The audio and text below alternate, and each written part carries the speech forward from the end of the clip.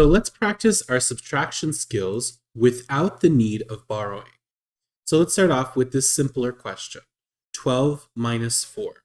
So there's a lot of ways that we can think about 12 minus 4, but one of the easiest ways is to use pictures. So I'll draw out 12 x's. 1, 2, 3, 4, 5, 6, 7, 8, 9, 10, 11, 12. And I want to remove or subtract 4 of these. So I'll remove this one, 1, 2, 3, and 4. Now I can count the leftover x's. So there's 1, 2, 3, 4, 5, 6, 7, and 8. So 12 minus 4 is 8.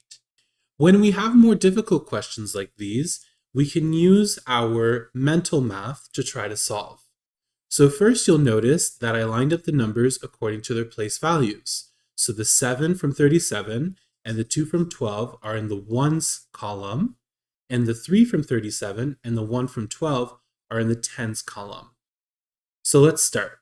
So 7 minus 2 is 5, and 3 minus 1 is 2. So 37 minus 12 is 25. Let's try a trickier one, 168 minus 121. Again, you'll see that the numbers are aligned according to their place values. So 8 minus 1 is 7, 6 minus 2 is 4, and 1 minus 1, or 1 take away 1, is 0. So as a final answer, usually we remove the 0 if it's at the front, and we would just answer this as 47. So 168 minus 121 is 47. Let's try this final tricky one. We have 1011 minus 11. So 1 minus 1 is 0. 1 minus 1 is 0 as well.